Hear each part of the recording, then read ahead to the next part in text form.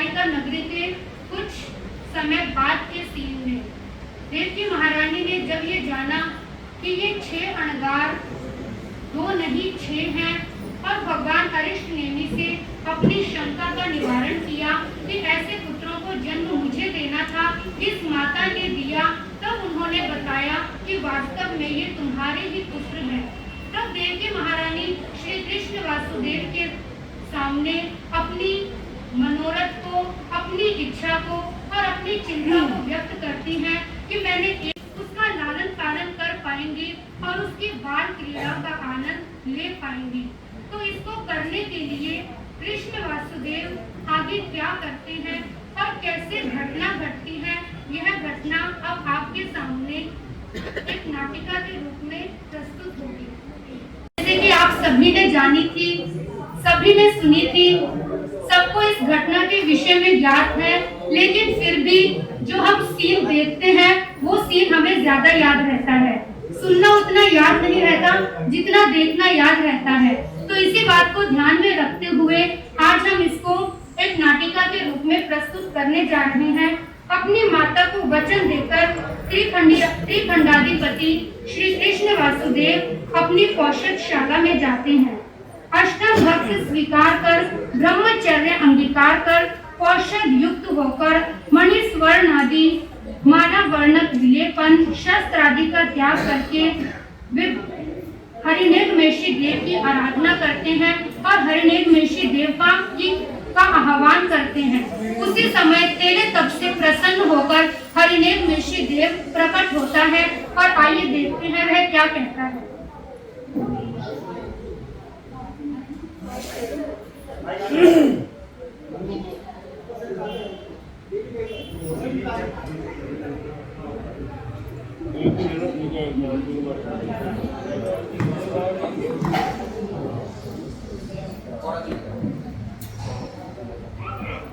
हे कृष्ण वासुदेव, कहो क्या बात है, आपने हमें किस उद्देश्य से याद किया है? देवानुप्रिय, मेरी इच्छा है कि मेरे सहोदर लघु भ्राता का जन्म हो। हे देवानुप्रिय, मैंने अपने ज्ञान से जाना है कि देवलोक का एक देव अब आपके छोटे भाई के रूप में पुत्र का जन्म लेगा, किंतु युवा वय आने पर वह भगवान अरिष्ट नेमि के चरणों में दीक्षा ले लेगा। कृष्ण हरिनेकमेशी देव की बात सुनकर प्रसन्न हो जाते हैं और देव भी अपनी दिशा में चला जाता है। अब कृष्ण वासुदेव ने जैसा कि माता पिता के मनोरथ को पूर्ण किया तो वह बहुत प्रसन्न है। अपनी माता की इच्छा पूरी करने के लिए उसने सारी सामग्री जुटा ली। अब वह माता पिता के पास आता है। माँ पिताश्री, माँ पिताश्री। पुत्र, क्या बात है? तुम्हारी प्रसन्नता का क्या राज है? माँ, अब आपका मनोरथ अवश्य पूर्ण होगा। तुम किस मनोरथ की बात कर रहे हो? माँ, अब आपकी खुशी से मेरे सहोदर लघु भ्राता का जन्म होगा। ये तुम क्या कह रहे हो कृष्ण? हाँ पिताश्री, मैं सत्य कह रहा हूँ। मेरी माँ अब अपने पुत्र की बाल क्रीड़ाओं का अनुभव कर पाएंगी। अपने पुत्र कृष्ण वासुदेव की बात सुनकर देवकी महारानी अत्यंत प्रसन्न होती है, क्योंकि उसकी इच्छा पूर्ण होने जा रही है। कुछ समय पश्चात देवकी महारानी अर्धरात्रि के समय सोई हुई थी और अर्ध निद्रा में उसे एक स्वप्न दिखाई देता है। वह सिंह का स्वप्न देखती है और स्वप्न देखकर अचानक जागृत होती है। अब जो स्वप्न देखा उसका फल पूछने के लिए वह अर्धरात्रि के समय में ही अपने पति वसुदेव के समीप उनके कक्ष में जाती है।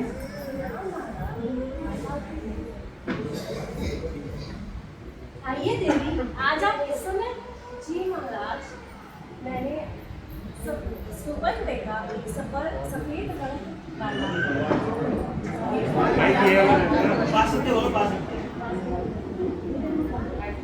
जी महाराज, मैंने आज एक स्वप्न देखा, सफेद रंग वाला और सोने पुष्ट जगह वाला, रमणीय सुंदर विशेष प्रयोग वाला, सौम्य आकार वाला, उपासी लेता हुआ सिंह मैंने अपने मुंह में प्रवेश करते हुए देखा।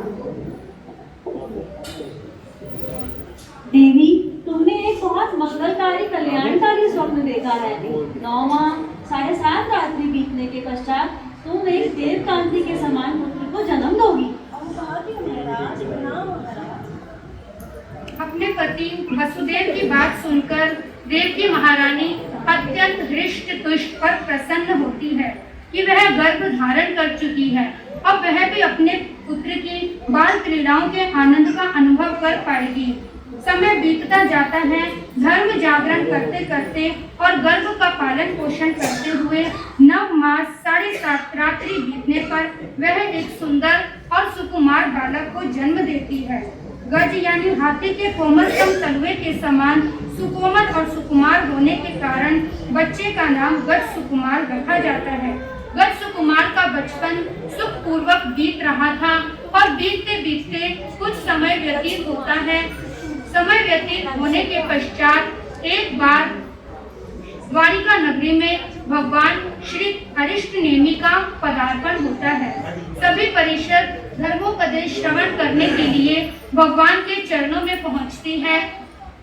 भगवान धर्म कथा फरमाते हैं और धर्म कथा सुनकर सभी अपने अपने घरों को वापस लौट जाते हैं। श्री कृष्ण वसुदेव और माता देवकी भी अपने महल में वापस आ जाते हैं, किंतु गज सुकुमार कुमार वहीं पर रहता है और भगवान से क्या कहता है? हे भगवान, मैं आपके चरणों में दीक्षा लेना चाहता हूँ अपने माता पिताजी से पूछकर। हे देवानुप्रिया, जैसा तुम्हें सुख हो वैसा करो, धर्म का न्याय प्रमाण मत करो। बहुत कृपा की भगवान।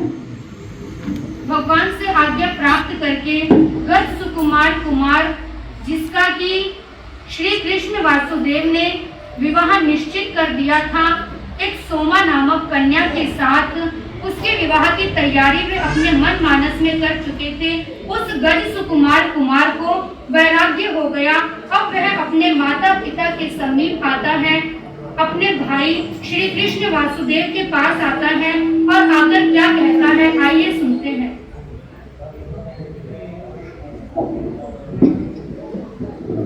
प्रणाम पिताश्री, प्रणाम माताश्री, प्रणाम भ्राताश्री। मुझे आज एक वैराग्य उत्पन्न हुआ है। मैं श्री अरिष्टनेमि जी भगवान के चरणों में दीक्षा लेना चाहता हूँ। बहुत छोटे हो पुत्र, यह मार्ग तो बहुत कठिन है, तुम कैसे करोगे पुत्र? अरे मेरे भाई, अभी तो तुम्हारी उम्र संयम लेने की नहीं है। पहले विवाह कर लो, राज्य आदि का उपभोग करो, उसके बाद संयम ले लेना। भैया, मैं जानता हूँ अभी मेरी आयुष्य बहुत छोटी है, पर कब पूरी हो जाए कुछ पता नहीं। और मैं इस जीवन की नरकता को जान चुका हूँ। मैं और कष्ट और भोग चुका हूँ। मैं चारों गतियों में घूम चुका हूँ। उसके सामने साधु जीवन के कष्ट कुछ भी नहीं। माता पिता और भाई ने बहुत प्रकार से समझाने का प्रयास किया, किंतु गज सुकुमार का वैराग्य पक्का वैराग्य था। किसी भी प्रलोभन से वे नहीं फिसले। तब उन्होंने अंतिम युक्ति निकाली और गज सुकुमार को कहा, पुत्र, हम तुम्हें राज सिंहासन पर बैठा देखना चाहते हैं। एक दिन के लिए राज्य सिंहासन पर बैठने की माता पिता की मांग गज सुकुमार कुमार ने ना हाँ किया ना किया, वे मौन हो गए।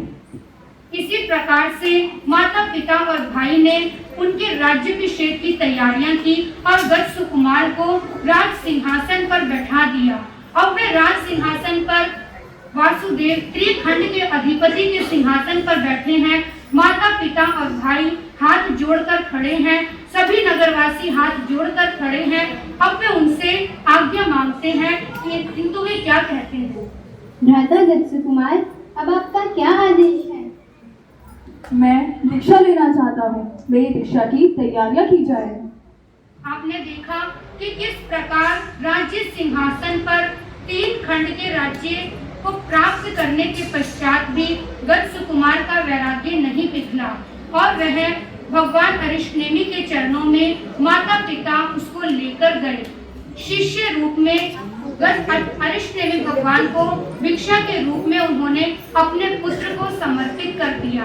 समर्पित करने के पश्चात भगवान अरिष्टनेमि ने गज सुकुमार कुमार को गज सुकुमार अणगार के रूप में परिवर्तित कर दिया।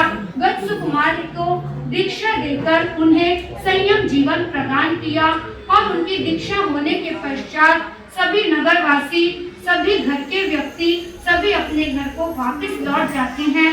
किंतु गत्स कुमार अणगार के मन में क्या चिंतन आता है और वह भगवान को क्या कहता है?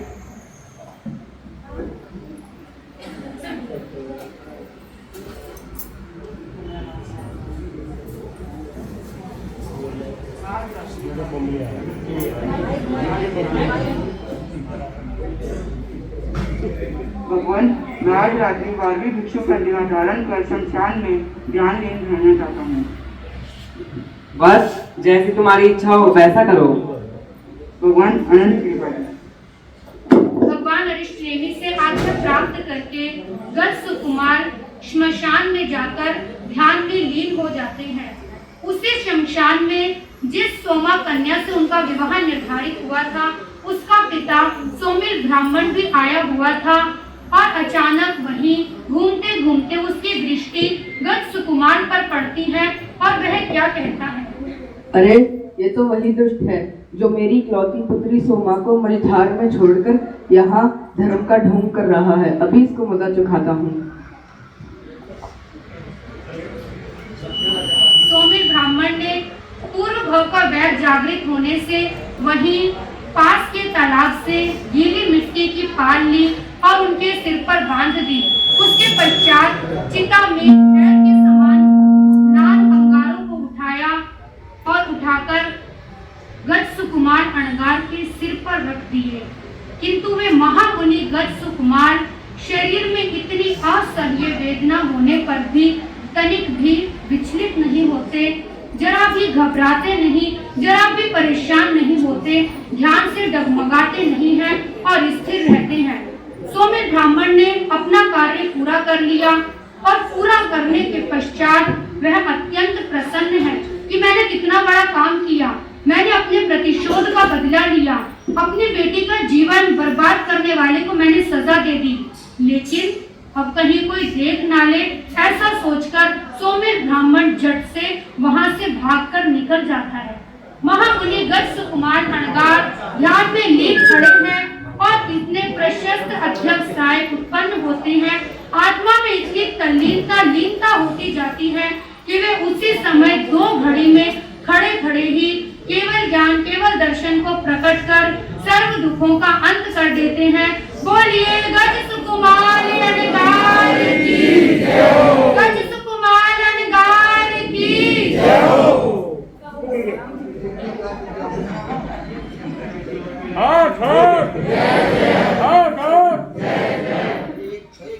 गत्स कुमार अणगार का जो प्रसंग हमने शास्त्र में सुना था, ये उसका एक मेहनत से तैयार किया गया नाट्य रूपांतरण था, जिसमें हमने अपने महामुनि महापुरुषों के जीवन को, उनकी साधना को एक नाटक के रूप में देखा और देखकर हम उनसे प्रेरणा लेकर अपने जीवन को भी कल्याण की दिशा में अग्रसर कर सकते हैं। हर्ष हर्ष हर्ष हर्ष। जिन गुरु जी ने इनको बच्चों को प्रेरणा दी, उनकी भी बहुत बहुत धन्यवाद करके अनुमोदना करते हैं। इसमें जिन्होंने ये मेहनत की है और जितना पुरुषार्थ किया है, उसमें किसका रोल किसने किया? सबसे पहले जो आपके सामने नाटिका आई देवकी और 6 अणगारों की, उसमें देवकी का रोल सीमा जैन राजधानी से उन्होंने किया और प्रधान जी के सीमा जैन जी ने और हमारे महिला शक्ति जैन कॉन्फ्रेंस महिला शक्ति महामंत्री धन्यवाद। दो मुनियों का रोल जो 6 अणगारों का ही उन्होंने पार्ट प्ले किया, वो हमारे नरेंद्र जैन जी के पुत्र दीपक जैन और सौरभ जैन, उन्होंने आपके सामने अपनी लघु नाटिका प्रस्तुत की। उसके पश्चात जो दूसरी नाटिका गत्स कुमार अणगार की हुई, उसमें देवकी महारानी का रोल रचना जैन राजधानी से प्रशांत जैन जी के घर से उन्होंने किया। वसुदेव का रोल क्षिति जैन जी ने प्रशांत जी के घर से उन्होंने किया। कृष्ण वासुदेव का रोल वैरागन उपलब्धि जैन। गत्स कुमार अणगार जो कि गत्स कुमार का रोल किया प्राची जैन ने और गत्स कुमार अणगार का रोल किया मोहित जैन ने। अरिष्टनेमि भगवान का रोल धैर्य जैन और सोमिर ब्राह्मण का रोल देवांश जैन। इन सभी ने अपनी मेहनत से आप सभी के सामने ये दृश्य टोनी का बेटा देवांश जैन, टोनी जैन जी, विपिन जैन, मेघा जैन जी के पुत्र, धैर्य जैन, आनंद जैन जी के पुत्र,